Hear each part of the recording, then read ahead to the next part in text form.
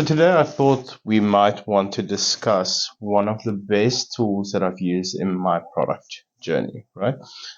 It's not a complicated tool. It's a tool that is actually deceptively simple, but I've always felt that it's very useful, especially um, in my earlier product career. I think some of my earlier products would have been a lot more successful if I've had this tool, right?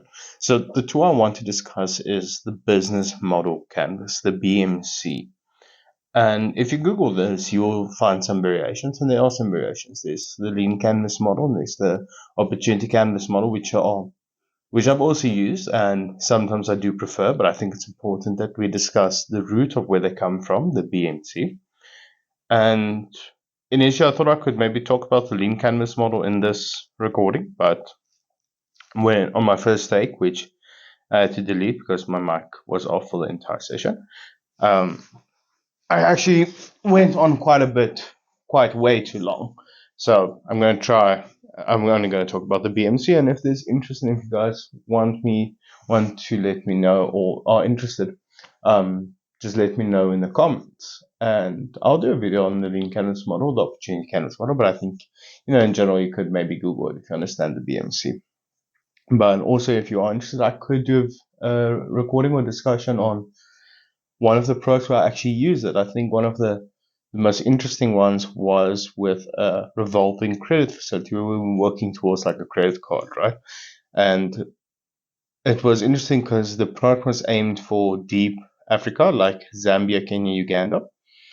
And because there's some essential cultural differences that need to be taken into account. And one of the stuff that came out while working with the BMC is we thought something was okay a certain way, and then when we took this high level view, this bird's eye view of it, we realized like, okay, maybe we need to approach this a bit differently, right? And that's essentially what these canvases are perfect for, because they consist out of 9 questions each one, but let's focus on the BMC, consists of 9 questions that you must ask and also be able to answer before proceeding with a product. And while it's not necessarily indicated that you'll be successful, I think it's a good indicator that you can be successful, or that you have a good starting point, more or less in what direction you want to go. And especially like it kind of gives you these rails into which you can pivot, because every product needs to pivot at some point, right? But you might pivot blindly and pivot in the wrong direction and lose lots of time and resources. And if you're in the open market, a competitor could swoop in. It's a vulnerable place to be. So with the business model canvas, it served me specifically to like keep a direction going. And it's a bit different than the North Star metric, but we'll touch on that maybe in a different recording. But just a direction of where you want to go, into which directions you can pivot or cannot pivot before breaking your neck. But anyway, let's get into it. So the business model canvas is divided into 3 sections: the infrastructure, the customers, and the finances.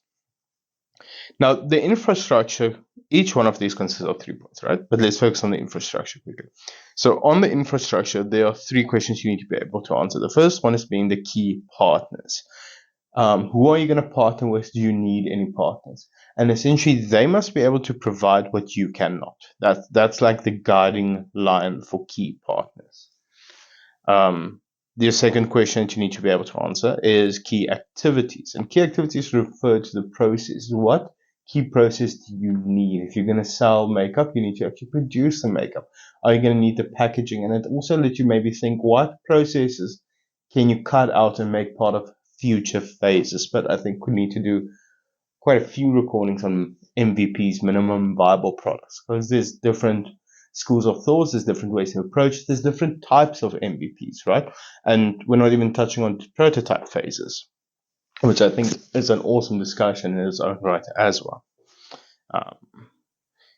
So, and then the third question on the infrastructure is key resources. What do you have? And maybe makes you think, what do you need? What assets, what equipment, do I need people? What do I need to actually do these key activities, right? And it kind of cycles back that, okay, I cannot get this. Can I get a partner for it? Can I outsource it somehow? So it kind of like loops into itself, right? So the next section is the customer section. The customer section also consists of 3 questions, and I think I said all of them do. And in the customer section, the first one you want to focus on is customer relationships. What is your retention strategy? What sort of relationship do you hope to build with these customers? Are you only going to see them one time? Which I don't think I've ever really worked at a business that, like, I've worked at one that the current strategy was a one-time serve, but um, I think that's it. But working currently on the retention and bringing customers back with different products. But that's all separate strategy that I think we can make a very cool discussion out of. Anyway, so you need to ask yourself, what kind of relationship are you going to build with them? How are you going to retain them, right? Your next question is, what are your customer segments? And I know there are so many memes and jokes about aiming for all customers, all segments, everyone is my customer. And okay, this is a bit controversial. I think it's fine to have that mentality. Oh, and I might have lost a few listeners here. Anyway, I think it's fine to have that mentality, but not when you want to start out. When you want to start, you want to take it into small, bite-sized chunks, right? And I think as you grow, you'll learn that everyone is a very, very, very broad term, but try and define your customer segments for your current phase that you're working on. And your last question that you need to answer in the customer segments phase is channels. And this is not just how you're going to generate revenue, but how you're going to actually touch. What are your touch points? What are your different places where you're going to reach out and discuss and engage with the customer? Emails, cold calling, website. What are all my channels? Right. So that wraps up those are the 2 fun sections to fill out. The lesser fun section is the finances section, but it's not complicated and it's not something someone should be scared of, because we're not even going to work with numbers yet.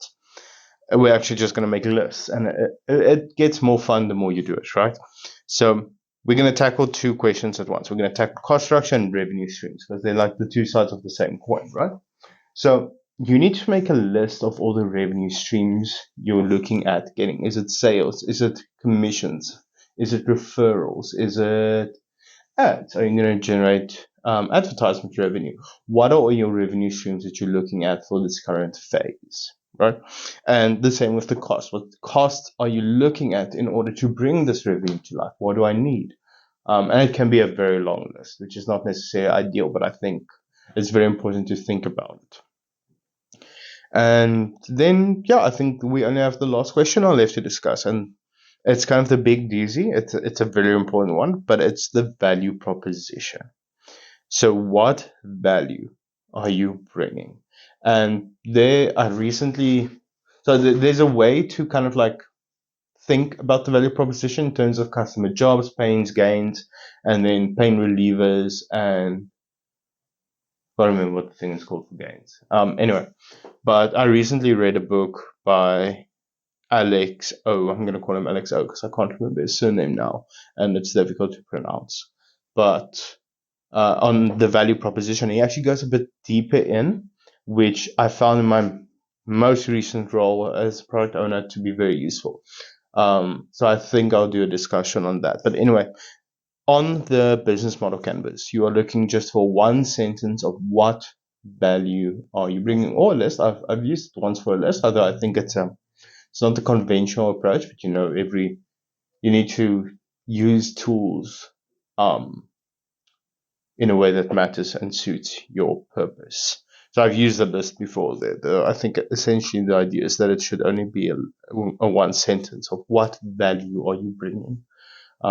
What are you bringing to the table? I mean, your customers are bringing themselves to the table. They're bringing their money to the table. You know what your partners are bringing to the table. You know what your employees are bringing to the table. So what are you bringing to the table as a business?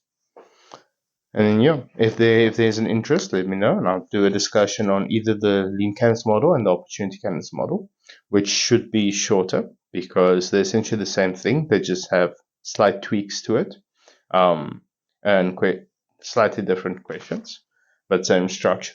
And more than happy to actually talk through an example where I actually use this. Or here's a fun little fact, fun little exercise we could do is we could pick a random business and we could act as if we're developing a product for them. And then we could try and fill out something like this for that. Yeah. Anyway, thank you for listening.